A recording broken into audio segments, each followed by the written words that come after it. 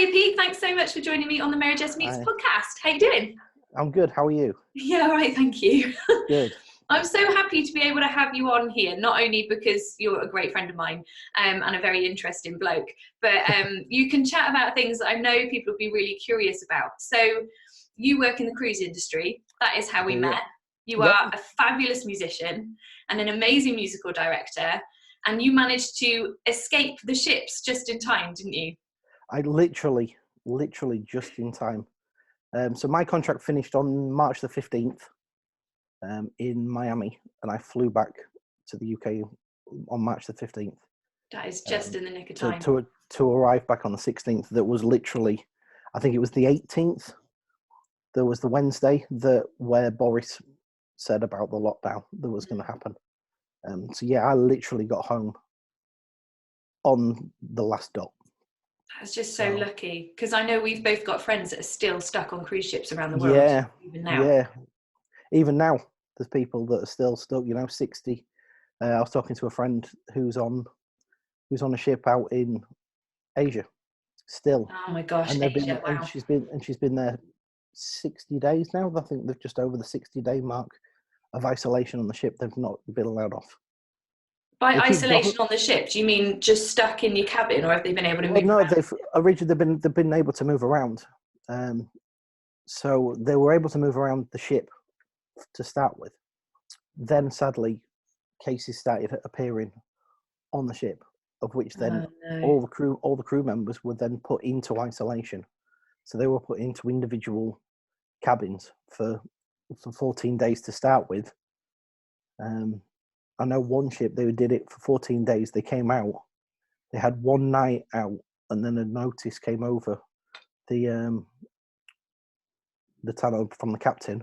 Yeah. That some people had just been to medical and more cases had just been in. The next day, they were put back into isolation for 14 days. Oh no. So it's it's still out there. Sadly, it's especially like the problem is for us as like working within the cruise industry. It seems to be the cruise industry that's starting to get the blame for this, because obviously it started with the Ruby Princess over in Asia, which kind of isn't the case. Because if you think about it, on a cruise ship, we leave port in Miami, we go out into the middle of the ocean. You're in isolation. There's only 3,000 people on there. Yeah. And you're already in isolation. Yeah. Therefore, so kind of cruise ships, when it was originally, and people were saying, don't go on cruises and things. Cruises was the best place to be because you were out of the way. A lot of the different ships, yeah, that was completely the case, because then when ships weren't allowed to dock, they could say, well, we've been at sea for X amount of days, or X amount of weeks, really. So they could say, look, we've been at sea for weeks. We know that there aren't any cases on. And yet ships were still not being allowed to dock, were they? No, they still weren't. They were even having to do, I saw a video of of a cruise ship in Australia, and they wouldn't even let them dock at the side. They were tendering, but nobody could get off. So they were bringing all the, food and things like that on little barges to the cruise ship because they didn't want them to dock in case. So, that's crazy, because I've seen the amount of stuff that needs to be loaded onto a ship, and if you're doing it with little barges or little tender boats like that, it's impossible. You think about the amount of water that needs to go on just to serve. I think you were saying it took 2 days. Wow. I would have thought it'd be longer than that, to be honest. Normally we can do it in certain ports, certainly like Miami. Our turnaround day for a turnaround day is about 8 hours. Wow. Where it took 2 days of them and it must be annoying to just be sat knowing that you can see the land, you can see the city, but you just can't go. You can't physically get off the ship. That's probably worse in that situation than having a window, because I know that quite a few people were stuck in their rooms with no windows. Yeah. Not being able to see anything. At least you can't see it, yeah.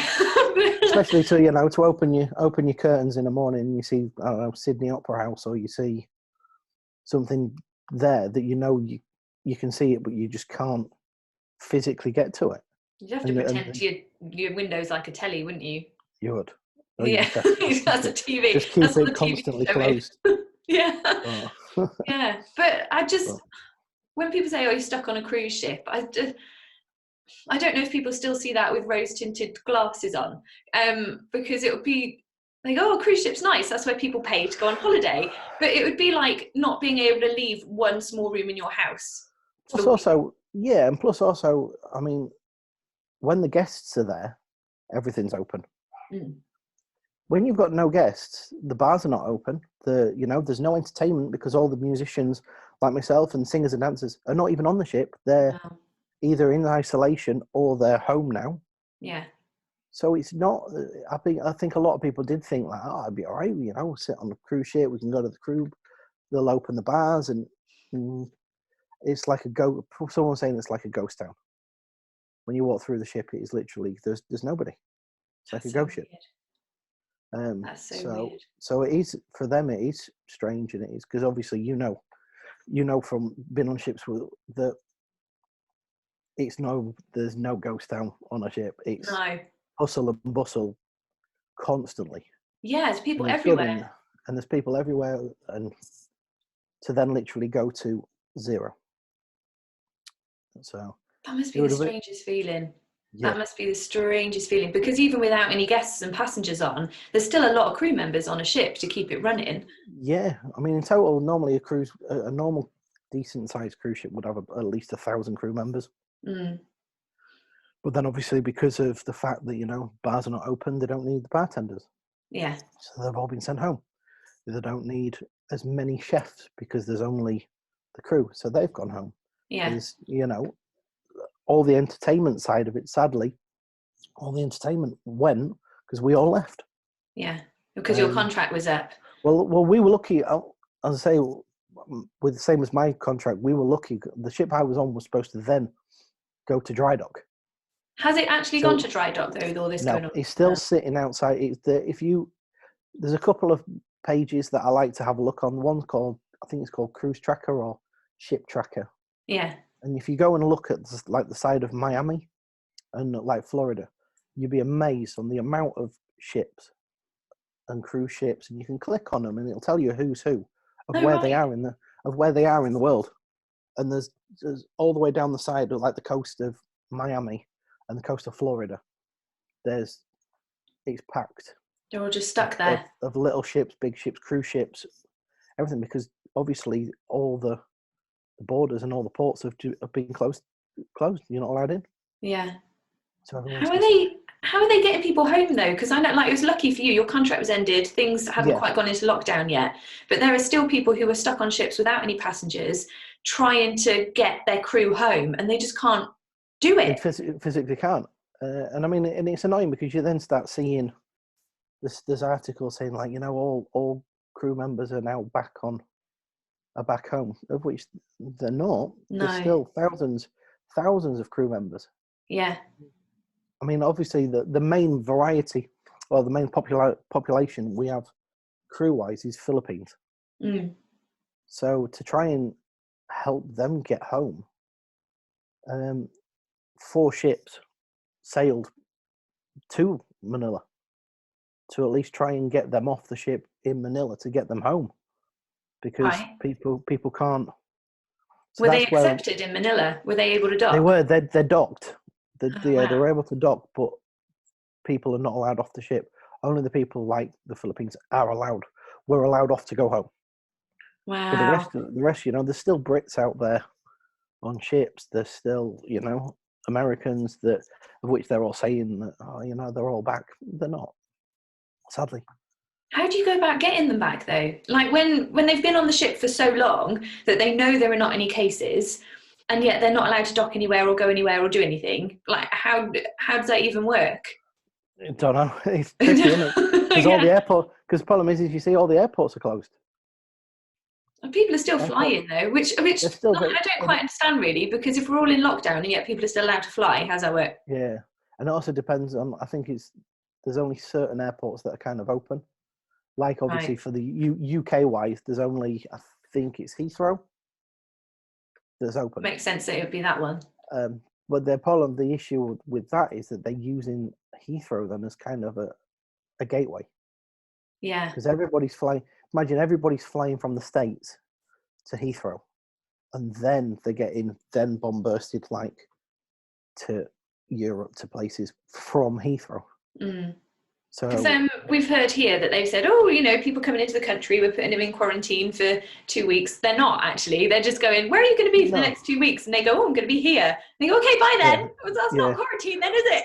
What you see in Australia, that is exactly what they did. Planes landed in Australia. Yeah. And then you were put then onto a bus and taken to like an Ibis hotel. And everybody was quarantined for 14 days. You were not allowed to leave the hotel until then. That's a good idea. That's what the government did in certainly in Sydney. Right. Because a few people that obviously I got off the ship with, they were put into it. Yeah. Straight into quarantine. So wow. Yeah, it was really lucky when you came back. Lucky like before everything like properly went literally lockdown. Yeah. But it's still really scary, because you've got musicians that are still on the ships, but they're also don't have a clue when they're actually going to be able to work again. No. When are we going to have passengers again? When are people going to want to go on cruise ships again? Because I've heard different stories. I've heard people going, oh, I can't wait to get back on a ship.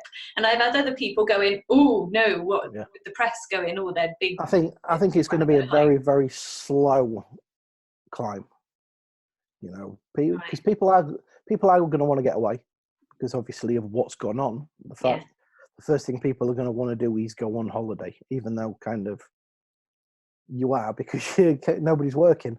But you could look at it that way. I think some people wouldn't, but people are going to want straight away to go away. They're going to want to go on holiday. They want to just do something because they haven't been able to. The big places for that is going to be, you know, your Disney Worlds and your bloody, or them kind of places are going to get swarmed. Do you think so? Because that's not a place that I'd want to go after all of this. I think people. I know. Cruising, I think, it's going to be a slowly, and I think it's because of the bad publicity. There's been a lot that it's had. There's been no good publicity through the cruise industry. It's been bad publicity because of all of it starting kind of being big, starting in Asia on cruise ships. So people are going to be more restricted. Well, not restricted. More, they're not going to want to, and so it's going to be a slow climb back.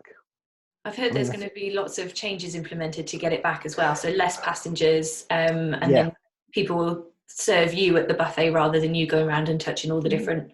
Yeah, I presume there's going to be things like that. They're going to have to.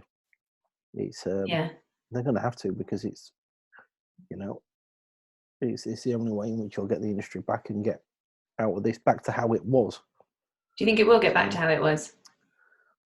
No, I think what will happen now is that all in the whole industry, not just cruise, but you know, aviation as well. They're not going to be ramming. You know, we've got 350 seats on an aeroplane. They're not going to be putting 350 people straight on it. No. I don't think they ever will now. I think you'll see where it'll be, instead of 3, you know, like in business class, because obviously I presume you fly business and first class. Us commoners sit at the back, you know, next to the toilets in economy. A lot of the smaller planes, they'll have like 3 seats, but what they'll do is they'll use the middle seat they'll put a table built into it. Right. I can see them doing that, but for like the entire ship. Oh, so right. So that it divides. There'll always be that middle seat of a 3-aisle kind of thing. That middle seat will always be empty, just to be for the social distancing. It'd be quite nice to have the extra space. I mean, I'm quite little. Normally those economy seats I'm fine, because I don't have very long legs. I'm not, you know, so it's like relatively comfortable. But I do manage to spread out with all my stuff. And I think it'd be nice that way we can. Can spread out a little bit. Especially for the long haul flights that we all, obviously like yourself and me, we end up doing. Yeah. I want to say, can you go join a ship in Australia, and you're flying from Manchester? Oh yeah. Yeah, that was actually the last contract I had before Oh, everything. was it? Yeah. Well, I was supposed to be joining in Vietnam. Oh wow. And then obviously that didn't happen. And then they said, oh, we're flying you to Hong Kong instead, or we're flying you here instead. And then I ended up having to fly all the way to Australia instead. And then I met the ship. I was on it for 5 days, and then flew home from that port. So it was like 5 sea days. I did the one show because none of the guest entertainers had been able to get to the ship. Of So course, they yeah. suddenly had a huge influx of guest entertainers that all joined in Fremantle. So because they had so many, we only did one show each, and it was sea days for 5 days, and then I flew straight home. So I went to Australia to do one show, to see nothing. Actually, no, I did buy myself a nice pair of boots in the airport. That made me happy. But I saw nothing, and then flew all the way back home again. Wow. That's the longest I've ever travelled to do one show. Just to do one show. Well, it was one night of shows. So obviously, you're in demand. That's the thing. Yeah. But yeah, that was my last contract I had before all the other ones were cancelled. Wow. Yeah. Because I'm supposed to have 2 contracts in October, but they're now saying that guest entertainers will have to be at home for at least 14 days before joining a ship. Yeah. It looks like at least one of those is going to be cancelled. Yeah, I mean, like you say, I mean, it used to be, certainly for you guys, guest entertainers. I mean, you used to ship hop constantly. I've been in port with another ship and watched the entertainers come off ours, walk across the dock and climb up the next gangway. Yeah. And they're on that show that night. Yeah. Yeah, there's a lot of people who are going to be seriously impacted by that, the people who do ship hop constantly. Yeah. So, I mean, financially, people are going to, it's going to be different.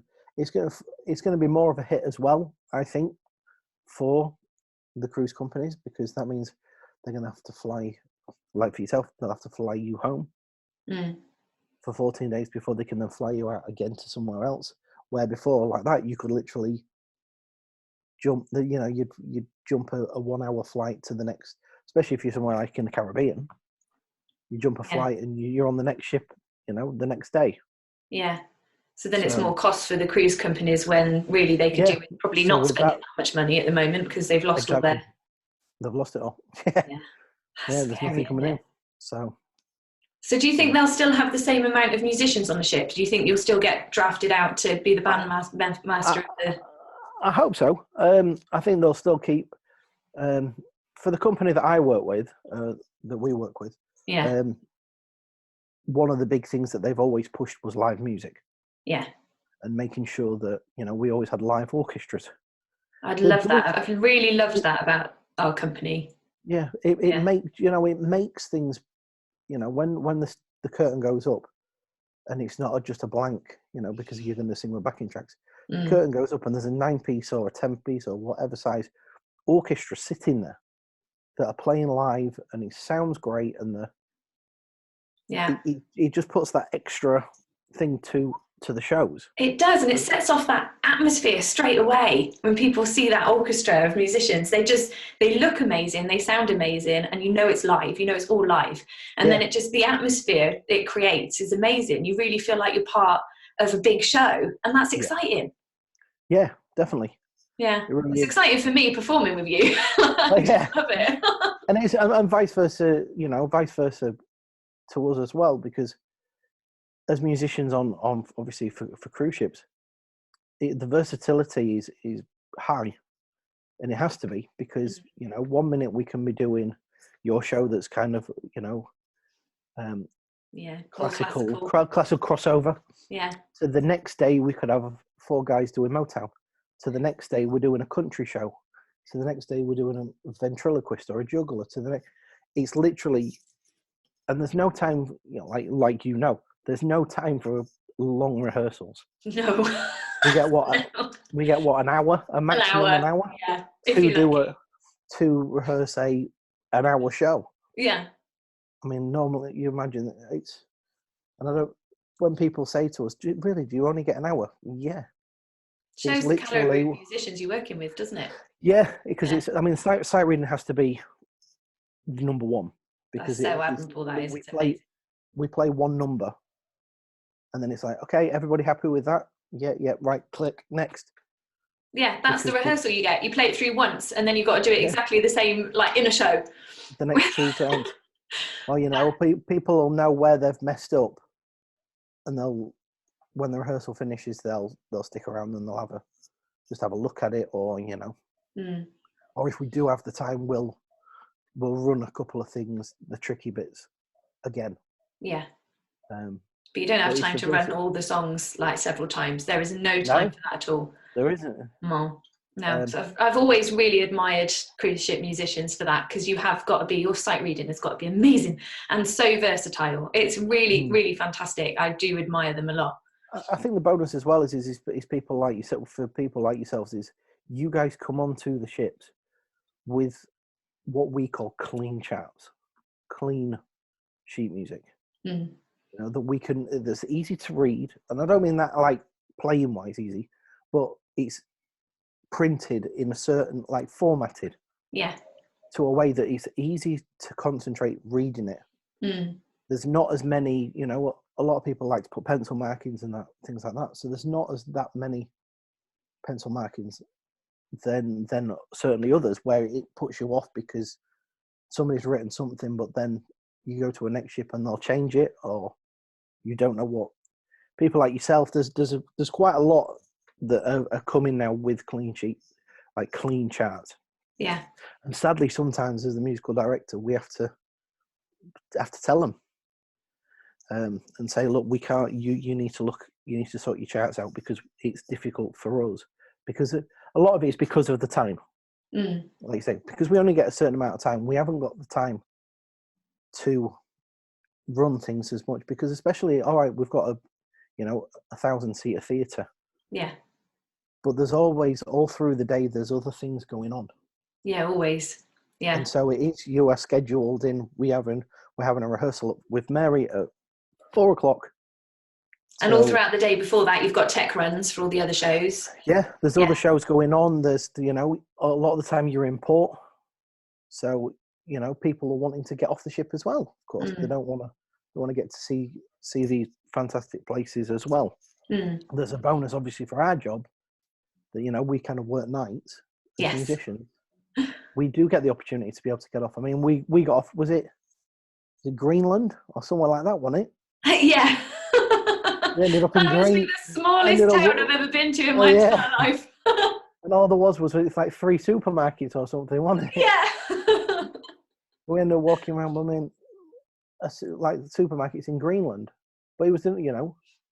That was literally the only thing to do in that town, though. It's like, it was, wasn't it? I don't know who those supermarkets were serving, because it didn't seem like there were enough people. No. That was funny. Middle of Greenland. Yeah.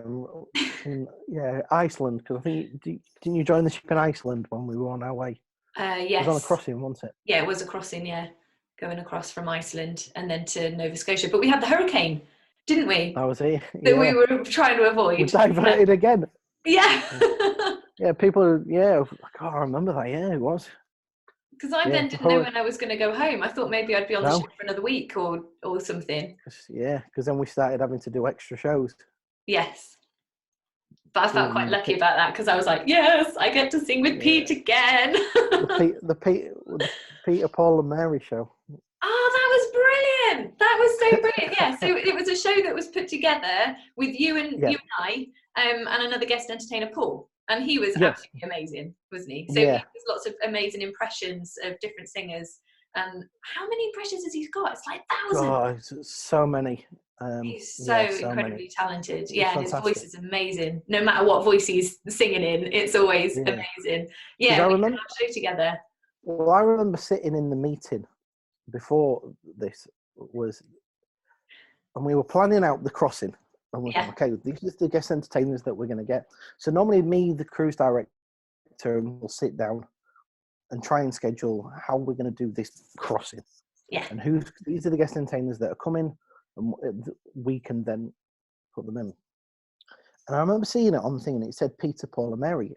And I think, like a lot of people, Peter, Paul and Mary was a big 60s group. Yeah. They did Puff the Magic Dragon and Leaving on a Jet Plane. And so we all kind of thought, oh, that's great, you know, Peter, Paul and Mary are coming. That's, you know, to realise, no, it was Mary-Jess, Paul Ball, and who's the other one? And the cruise director just looked at me from the other end of the table and went, you. And I went, what? So we came up with that. It was like a 1 hour show, wasn't it? It was, yeah. And you were able to show your amazing singing talents, because you're not just an instrumentalist. Well, I was the warm-up act. You were not the warm-up act. It was me, yeah, then Paul Boland, and then obviously you came on and just, you know, wiped the floor with all of us. So, but no, that was a great show. And then that night we went out doing karaoke. Yeah, we did after the show. That was brilliant. That's got to be one of my favourite karaoke moments ever, because we did Meatloaf together, didn't we? Oh, Paradise by the Dashboard Light. It was the full version. There was like 9 minutes long. I'd forgotten how long it was. We just started laughing halfway through it, thinking, God, is this ever going to stop? I know. I was laughing because of that, but I was also laughing because I was having so much fun. Oh my gosh. Yeah, it was good. It was good fun. Amazing. It was good fun. I properly loved it. Oh, yeah. But I really want to talk about the way that you got into music as well, because you didn't start on cruise ships, did you? No. So, you can hear the clocks going. Music was always a big thing, and it has been in my family. Yeah. My dad was the local peripatetic brass teacher. So he was my, like, the music teachers that travel around the schools teaching. So that was my dad's job when I was a kid. So he did that, of which he was my trumpet teacher at school as well, obviously at home. Oh, okay. And my dad was in the forces previous to that as well. So that's obviously I started playing in local brass bands. And then in 1999, I joined the forces as well. I went into the forces in 1999 until 2012. So I did 13 years in the military. That's amazing. As a musician, getting to, you know, travel all over the world, getting to play for, you know, everyone up to Her Majesty the Queen. That's amazing. I remember standing. Her Majesty the Queen. Yeah, I remember standing in a bar in Whitehall at the Ministry of Defence, talking to the Duke of Edinburgh. Oh my gosh! In a bar. That's amazing. Yeah. So fantastic opportunities to see the world, travel the world, do stints down in Gibraltar with the Royal Gibraltar Regiment band there. We went to the Heads of Commonwealth meetings in Malta. Oh wow! As well, obviously the Queen was there for that as well. So yeah, some great opportunities. And then 2012, I left the Marines. I wanted to be a teacher originally. Oh really? But kind of realised quite fast I haven't got the patience though. not for younger kids. My vocabulary does get a little bit dark sometimes. And I think I'd be fired. For swearing at kids pretty quick. Due to it. So I can't imagine you doing that. You're too lovely. No. So I just get very impatient and start screaming, I think. And you would not. Maybe teaching's not for me. Or older teaching. I'd love to. One job that I've always said that I'd like to do is older teaching. So like. Yeah. So people who are actually paying the money because they want to be there. Yeah, or like teaching university. You know, like as a professor or assistant professor of trumpet or something where, well, like you say, people that are there to study because they want to be there. That's what makes a big difference. Mum and dad are wanting you to learn the cornet or learn the trumpet because, you know, at high school, it's that opportunity that people get. You know, people have gone to university to specialise and study in that, and that's obviously one thing that I wanted. I'd like to do maybe one day. trying That would to be do as much as I can in like they do in life. absolutely. It's what you got to do, isn't it? But like, I think But yeah, teaching is the second string that people expect musicians to have, isn't it? definitely. And so, like, one of my mottos that I live by my whole life, that you know already, is to make sure that you've got more than one string to your bow. So it was my Yeah. grandma that taught me that, and she was a florist and a hairdresser, and my mum is a florist and a seamstress. And so I took Mandarin Chinese as my second string to my singing. So Yeah. it's a piece of advice that has really changed my life completely. And so No, I definitely. try and live by that and tell people that motto that I was given, that piece of advice. But when I was talking to you, I couldn't believe your second string. I was expecting you to My go second teaching or string. something, but it's not. Yeah. No, not completely opposite to Yeah. anything, I think. So I left the Marines. I left the forces in 2012. I left the army in 2012, and didn't start cruise ships to 2015. So there's a bit of a 3-year gap there of what, like you do, you're trying to find a job to, to pay the mortgage, to pay When your you went bills. to these I was streams. always doing gigs, like whether it was with brass bands or I was doing a lot of amateur operatics. I was doing a lot of the pit orchestras for that. Cool. That obviously still didn't pay the thing, so I needed a job. And so I became, and pleased to say I'm fully qualified, funeral director.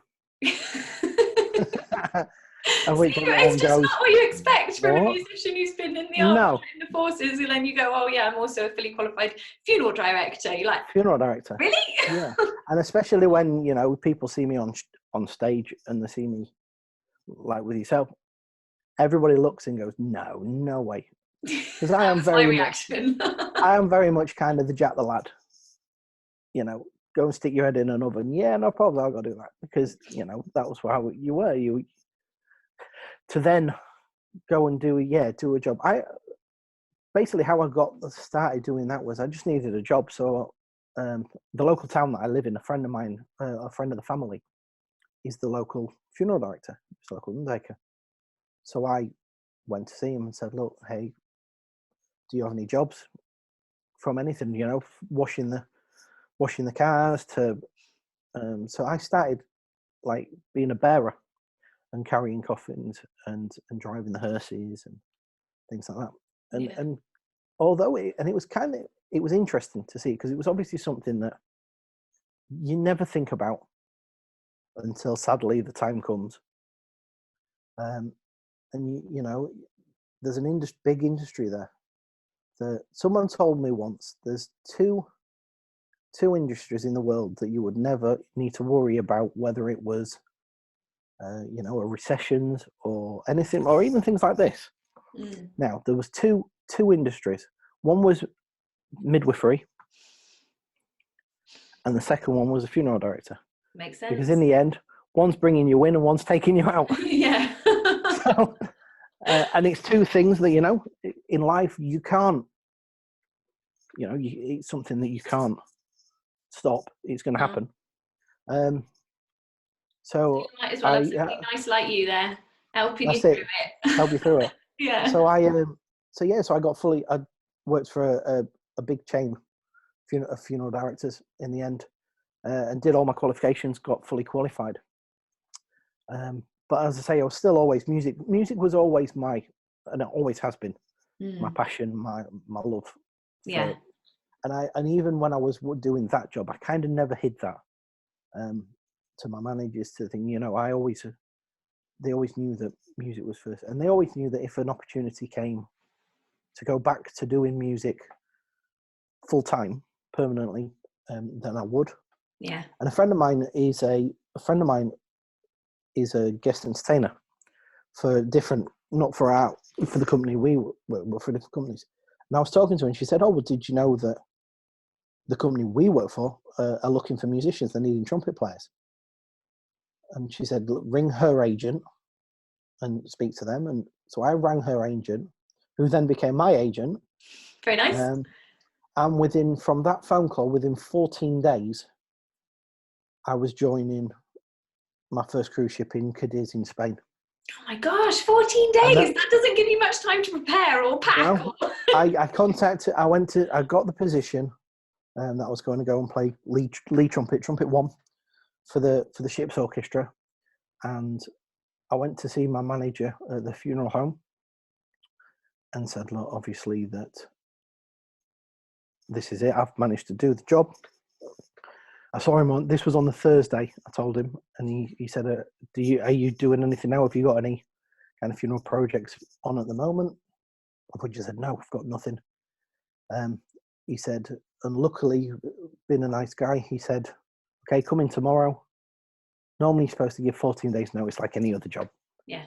He said, come in tomorrow, tidy your desk up and that lot, and that's it. Wow. It was great. And then the next thing I flew off to Cadiz in Spain, and I actually received an email 2 weeks ago from the CEO of the company saying, congratulations, you've been awarded my 5 years service award. Oh wow. To the company. So yeah, 5 years down now. Joined as a musician, worked my way up to assistant musical director. Yeah. And then worked my way up to musical director. Yeah. Yeah, and love it. And I'm lucky as well with the position I've been put in is I don't have my own ship. A lot of musical directors have their own ship. Mm. They'll stay on there maybe a year, 2 years. I don't. I'm as if like a traveling musical director. Yeah. So I get to in 5 years I've managed to do 16 contracts on 11 different ships. Wow. And there's all different places that they would have gone to as well, isn't it? Like yeah. So I mean, I was doing my first one was the Mediterranean, and it was out of Southampton. Oh, that's nice. Then the second one was then I flew to Dubai, and I was actually the ship was out of Dubai, and it was doing weeks of Oman, Abu Dhabi, Dubai, with an overnight in Dubai nearly every week. Oh wow! Then I went to Alaska. Oh, I've never been. Oh my gosh, I'd love to go there. Yeah, incredible place. Did the Alaska cruise, and then I went back to where did I go after that? I then went back to the Mediterranean and did out of Rome, out of a little place called Civitavecchia. Oh yeah. To Rome. And we did all the Greek islands, so we did Santorini, Mykonos, Athens, all down that way. Trip. That's one of my favourite routes. Yeah, I love it. Beautiful places. And then I was asked to then go and do a ship in where was it? It was out of Fort Lauderdale, Florida. Oh, okay, yeah. So when we were doing the Caribbean, and we, as a musical director, then we were out of there, and then we did one out of Port Canaveral that was brilliant. So Port Canaveral's up Orlando way. Oh yeah. So we managed to go to like opportunity, like say, because we work nights, we get a chance to get off the ship. Yeah. So we went to Disney World a couple of times. That for me was just, I'm a massive Disney geek. Yes. Big fan. Even at 38 years old this year, I'm still crazy about Disney. Good. So we managed to go to Disneyland a couple of times. We went to Universal Studios there. Went to Cape Canaveral to NASA. Oh, wow. I'd love to go there. Oh, my gosh. That's only because it's only, I think it was a 30-minute Uber drive to Cape Canaveral from the ship. That's so So we all went up and spent 4 or 5 hours looking around, around NASA.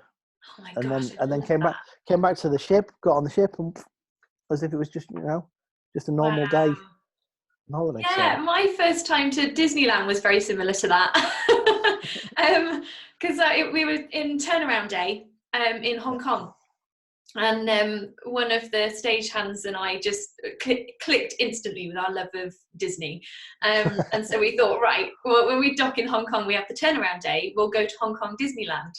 And we had about, I think it was only 3 hours there in the end, because she had a meeting in the morning, and then we had to get the taxi to Hong Kong Disneyland and get in, and we were running around everywhere. We got ears, got the Disney ears, of course. walking around. And this is going to sound really sad now, but we waited to watch the parade before heading back. And we got some popcorn to sit down and watch the parade. And honestly, I was so emotional, I started crying. It was like a mixture of, oh my gosh, this is so amazing. And also, I'm finally here. Because I think I remember saying this to you, like, I grew up in a really poor sort of background family. The idea of us being able to afford to go to Disneyland, you just don't even think about it. It's just not happening. No, of course. So there's no point in thinking about it. Yeah. So I always thought when I was little, like, my parents can't afford to take me to Disneyland like everybody else's parents were doing, but I'll take myself there one day. And I was sat there in Disneyland watching the parade, crying, going, I finally made it. Well, I was look ridiculous, but I was so happy. I think it was 2016. Oh, I'm getting all teary thinking about it now. So the first time I went to Disneyland was, you know, normally, like you say, you go as a kid, or, you know, people go as a kid. I was 32 years old.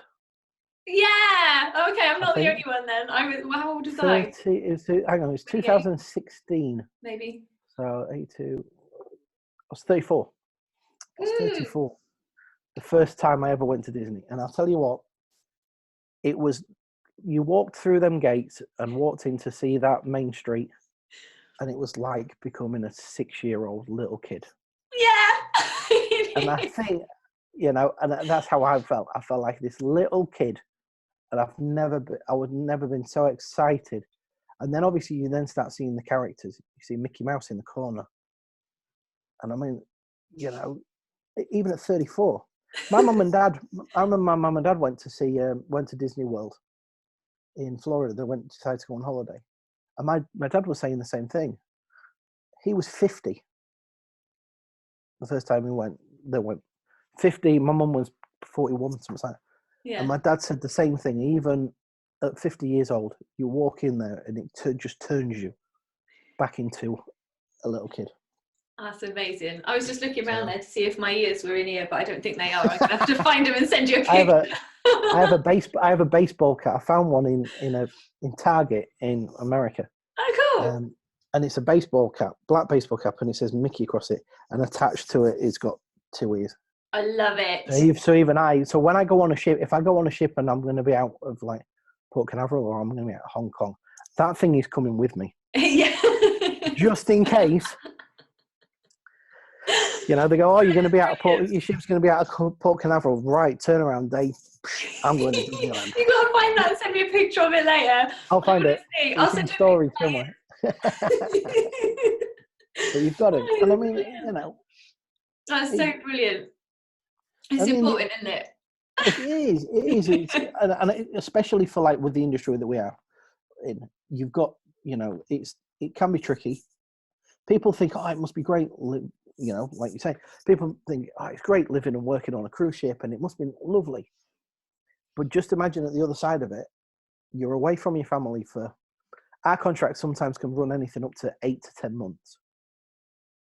And I remember you saying that your contract ended up starting earlier, so I think you only got 1 week off once. I've had contracts off where I've been at home back in England for like 9 days, 11 days, 13 days. And then the next thing, it's like, right, I'll see you next year. And it literally is that, you know, you leave in July and you're not coming home until January. Yeah. And I mean, the good thing about it though is when you're on a ship for that long is you do get the chance to make friends and have mates. Of course. And that's really nice. And a lot of people do actually, I mean, you know, when they say sometimes you can pick your friends, but you can't pick your family. On them ships, a lot of the time you do become a family because you're working. So there's people that you know you can rely on. You know, there's a girl that worked on the ship that we did with me that is literally like my little sister.